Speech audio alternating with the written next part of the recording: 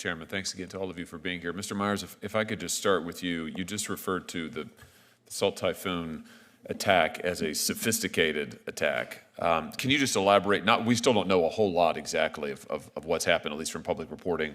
You have extensive experience in this area, as you've just elaborated, for going back years now. So could you give us your sense of the sophistication level involved here, what we might be looking at in terms of ramifications? Sure. Thank you, Senator. The sophistication isn't necessarily just to be measured in terms of how they get in, but what they do once they get in terms of the broad collection operations that China's been running in general. This really belies what their intention is, to collect large amounts of information that they could later exploit, whether that be political information, military information, or intellectual property. We've seen the Chinese over the past decade significantly up-level what they were doing. In the testimony, I refer to smash and grab operations, where they would break into one target, steal the thing that they want, and then leave.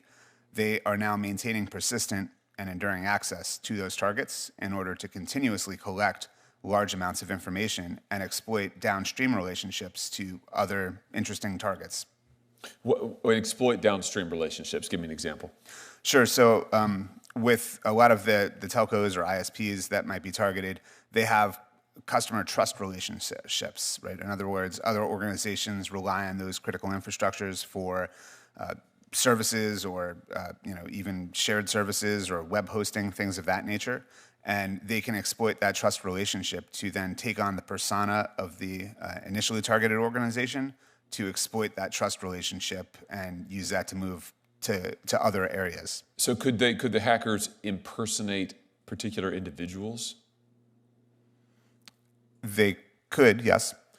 Could they disrupt specific communications between particular people? I'd say it's fair to say once they gain access to the telco or to the mobile provider, they could initiate or disrupt communications, and it's at the core of the system, right? So they'd be able to basically do anything that the telco could do. You mentioned their intention being to exploit this information. What are some possible examples of that exploitation? What could we be looking at? In the case of many of these Chinese adversaries, espionage would be the number one objective or motive in order to collect information. But as I mentioned with Vanguard Panda, and this has been covered pretty extensively elsewhere, there is a concern about pre-positioning. So if there was to be, for example, an escalation around Taiwan, could they use that access to disrupt logistics or disrupt military operations or critical infrastructure in the region that would potentially slow or disrupt the U.S. response? Got it. Just on that point, does the use of a foreign network hardware in this country, like for instance Huawei, does that make these vulnerabilities worse? Is that something we should be particularly concerned about? What's the effect of that? How does that play into this? Well, I think with a lot of that foreign technology, there's really no way to assess what's in there. In other words, there is a hardware supply chain concern there. They could have other microchips or other software running inside those devices, so this should be a huge concern. Is that true of American companies whose hardware is manufactured in China? Potentially, that could be part of the supply chain concern if it comes back with something different than what was spec'd. Yes. Mr. President, let me just ask you on that point, and I've seen your report here, Which Ties Will Bind, which is extremely alarming in many respects, and I want to make sure I get some of these figures right. You say, based on your research, 80% of Apple's suppliers are based in China.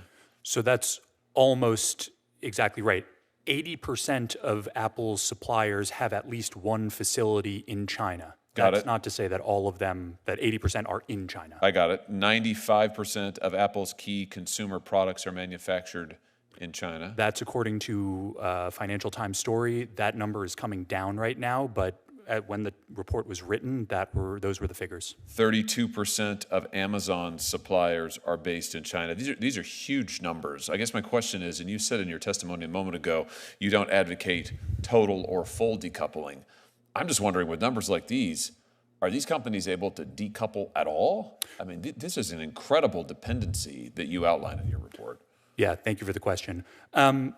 I think right now part of my answer against decoupling is based on the fact that there is no way to completely decouple right now. If you sever manufacturing ties to China, the electronics industry ceases to function essentially. So I advocate for a de-risking approach where these companies have to set up alternative supply chains in other countries, whether that's in Southeast Asia, South Asia, closer to the United States. It's going to take some time to build up these alternative supply chains. What would happen if China invaded Taiwan successfully?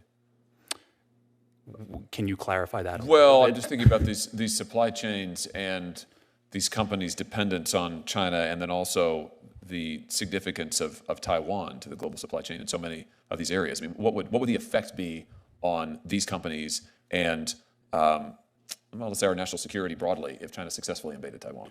Yeah, so obviously that is a very difficult question to answer. I would point you to a report by some researchers at the Baker Institute that I can share with you that tries to outline what an invasion of Taiwan might mean for corporations, national security, et cetera. I think it's very difficult to tell because we don't know how the Chinese government would react to an invasion and however we responded.